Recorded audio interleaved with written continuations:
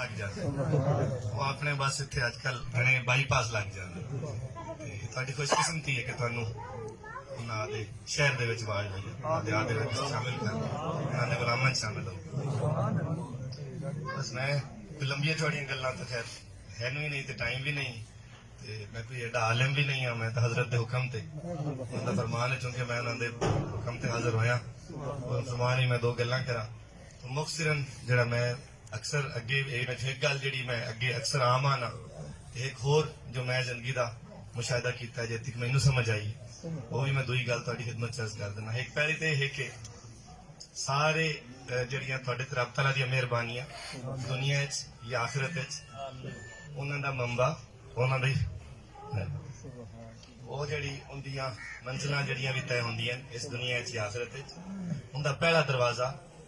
या उनका पहला सबब तुहाडे मां बाप दी जुत्तियां ते जेड़ा बंदा इन्हां तो थोड़क जांदा है वो मेरी समझ के हिसाब नाल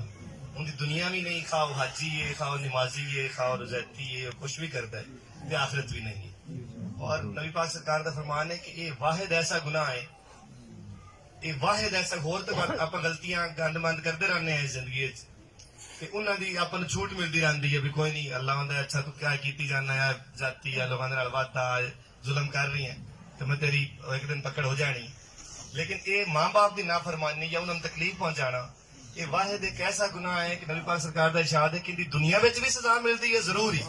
जींदे पे तुहानू मिलते रहती है अगले जहान तो खले पवने ही पवने ये तय है ये थुड़कन वाली शह नहीं है ये इंदे तू ये भुल जावन वाली शह नहीं ये हमेशा दी मेरी ये गल है ये मेरी समझ के हिसाब नाल अपने जो आलिम हजरात या जो पीर हजरात या जेड़े भी लोग हैं उन्हें इदा चीजा तू एवं सिर्फ नमाज रोजे की हद तक वो दसते हैं लेकिन उन्होंने इनका दी एसेंस का या इन्हों की ब्यूटी किस शह नाल पैदा होती है या इन्हों तकवीयत इन्होंने अमलों केड़ी शह नाल मिलती है वो नहीं वो दसते कि असल पहले जो मां बाप तो सुरखरू हो जो मां बाप से राजी नहीं है। कई लोग है बैत ओवन आते हैं सरकार दीवान दस्तगीर की खिदमत आप मानते हैं कि जो मां बाप का गुस्ताख है ना उनका कोई पीर है ना उनका कोई रब है ना ही उनका कोई रसूल है और ना ही उन्होंने राजी हो सकते जो आदे वालदैन का गुस्ताख एक तो आप भी जिन्हें तुहाडे वालदैन जिंदा हैं उन्होंने नौकरी की करो आदे बच्चों भी ये सिखाया करो आदे रिश्तेदारों आदे बच्चों कि जो जड़ी शही हैं तुहानू इन्हां कदमां च लभणियां वो होर किताबों से भी नहीं लभ सकदियां तुसीं जितनी मर्जी हज्जां करो जितने सारी जिंदगी रोजे रखी रखो तो ये औखे हैं तो मुड़ मेरा नहीं ख्याल कि रब तआला राजी हो सकता। एक तो दूई जड़ी गुजारिश हुण मजीद जिंदगी के मुशाहिदे दे विच जिहड़ी मेरी समझ चाहिए मेरी नाकिस अकल चाहिए हो सकता है हर बंदा आदि जिंदगी के मुख्तलिफ तजर्बे करता है उन्हें मुख्तलिफ चीज़ां समझ आउंदियां जो उनकी अकल च आउंदा है वो उनदे ते अमल करता है तो मेरी जो अकल च आवे मैं अमल तो करना नाल मैं कोशिश करना कि मैं वो लोगों की खिदमत पेश करा कि शायद उन्होंने भी समझ आ जाए जो अल्लाह पाक मेरी कबूल कर ले तो उन्होंने सदके शायद मेरे भी गुनाहों की माफी हो जाए। दूई जी समझ आइए वो आइए कि जो दीन है जो मैनू समझ आया जिन्हों दीन आप आने जिनकी वजह तो आप मुसलमान सदीने हैं जिनकी वजह जिन्हों दीन मुहम्मदी आखा जाता है वो सारा कुछ वो होसी दुआ की नजर कुछ होर हसी लेकिन मेरी नजर दे विच वो सरकार दी आल दी नौकरी सरकार दी आल दी गुलामी कर लो जिथे तुहानू सादात लभ जावन उन्हां दी नौकरी कर लो उन्हां नू राजी कर लो इहो साईयां नू राजी करन दा तरीका है। इस गल ते जेता सरकार राजी हो सन मैनू समझ ते आया भी होर किसी गल ते राजी नहीं हो सकदा जेता तुसीं ये समझो भाई तुहानू तो कोई बंदा आखे तुहानू किसी नू भी कोई आदे दिल दे विच आदि समझ दे हिसाब नाल आदि जात नू सामने रखते तुसीं अंदाजा लाओ भाई तुहानू कोई आखे भाई मैनू तू बड़ा चंगा लगना है यार तू बड़ा चंगा बंदा है तो मैनू तू बड़ा पसंद है लेकिन हाँ तेरे बालां नाल मैं वैर रख सकदा इन्हां नाल मेरी दुश्मनी है इन्हां दा मैं सज्जन नहीं बन सकदा इन्हां दा मैं वैरी हाँ इन्हां दी मैं मुखालफत ही करनी है ते इन्हां नू मैं औखा ही करना है। तुसी कदे उस बंदे ते जिंदगी च राजी हो सकदा है तुहानू लगदा है भी ऐसा कि हो सकता है कि तुहाडे बालां दा कोई दुश्मन होवे तो तुसी उहदे ते राजी हो सकदे ये कानून ही नहीं ये पॉसिबल ही नहीं। तो सो जो कानून है जेड़ा दुनिया दा भी दीन दा भी ओही है ओ शहजादे हैं इमाम हसन ऐन करीम है कि जेड़े साइयां दी कंड ते बैठे होवन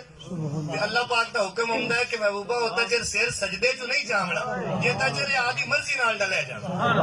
जेता चिर खेडदे ने सजदे सुजदे कीती रख के छੱਡ इन्हां नूं ये हुंदे रासन जेता चिर इन्हां नूं पहले खेडना इनांदा खेडना जरूरी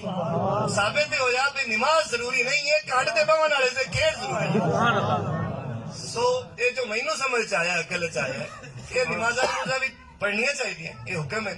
अज ते भी जिंदगी च एक बार जाना चाहिए फर्ज है एक दफा अगर मौका मिले अल्लाह ताला तौफीक देवे रोजे ही रख लो लेकिन जे इदू थोड़े गए तो ये मुड़ सारा काम एवं कि नहीं हो जासी ये सारा काम एवं रह गई जासी और जिवें सरकार दे बूहे ते लिखा होया है ना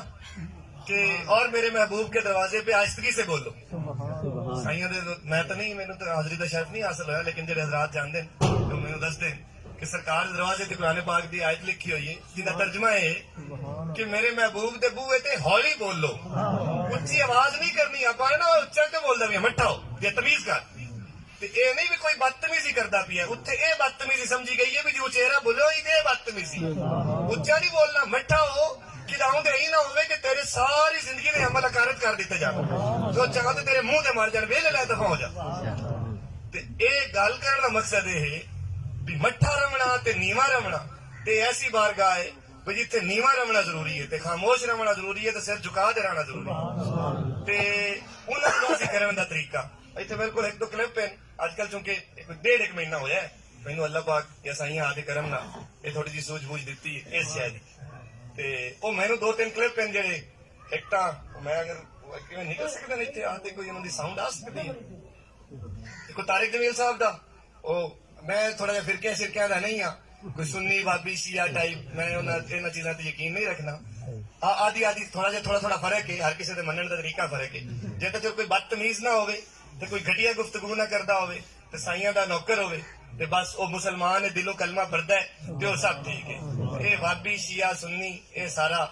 ये फ्राड मारे हैं कुछ लोगों दे जेड़े एवं वंडा पाना चाहते हैं जेड़े एवं फुट्टा पाना चाहते हैं असल नबी पाक सरकार का दीन सिर्फ मुसलमान बनाया हुआ है ना उन्हें सुन्नी बनाया है ना उन्हें शिया बनाया है ना उन्हें बाबी बनाया ये इतने बाद कीतियां हुई मुख्तलिफ लोगों दियां आदियां दुकानदारियां दे वास्ते उन्हां दियां बनाईयां हुई वंडा हैं इन्हां वंडां दे विच आपां नहीं पावना ते सरकार दे नाल आदा जेड़ा राबता है जेड़ा तल्लक है बस उन्नू बरकरार रखना है उन्नू बरकरार रखने का तरीका इहो है भी आप आने ना भी मियाँ औलाद होंगी है ना आप आने भी आदे सजना दे लोकी मत्थे लांदे खास तौर पे बुजुर्ग हो जावन ना जेडे बंदे बुजुर्ग हो जावन आदि औलाद नूं आदे सजना दे मत्थे लांदे भी मियाँ इन्हां दा ख्याल रखिया है तेरा बतैया ही है तेरा बनया ही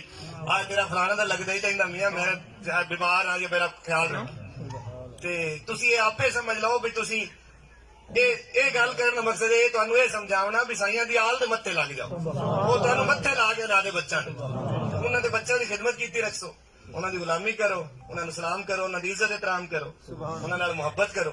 और जेड़ा जायज उन्हां दे काम आ सको उन्हां दी खिदमत करन दी कोशिश कीती करो साईयां नूं राजी करन दा इस तों बेहतर तरीका मेरी नजर च कोई नहीं ते जे रब भी तां ही राजी होसी जे उंदा महबूब राजी हो ते जे उंदा महबूब रुस्सा होया ते रब नहीं राजी हो सकता कि जेदा सज्जन रुस्सा होया उंदा मालिक उंदा किवें राजी हो सकता ये मुमकिन नहीं है कानून नहीं है ते इस कानून दे नाल मैं इस निजाम नूं वेखा है तो मैनू लगदा है भाई मंजिल की है भी साईयां दे बूहे ते पढ़ना है ते साईयां दे अल्लाह नूं राजी करन वास्ते ते साईयां दे बूहे ते पढ़न दा बेहतरीन सबब उन्हां दी आल दी नौकरी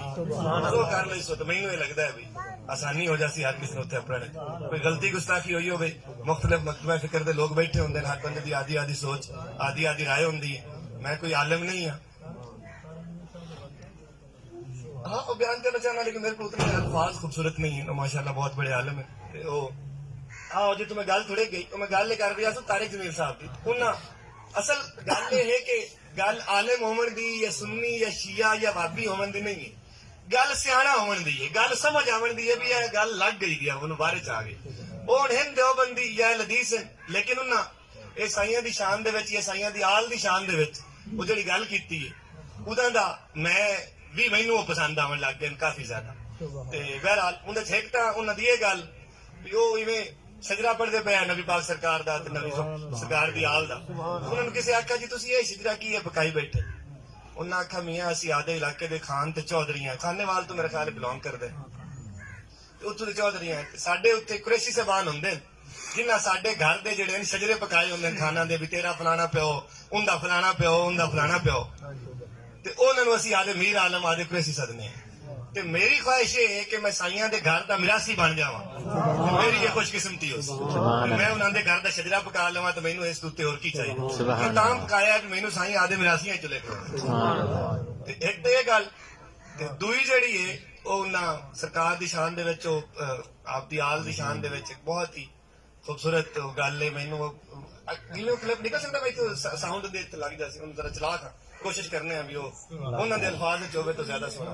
नहीं इतने रात एयरफोन ला चला सी मैनूं इत्ते ला उम्मीद है आवाज आवे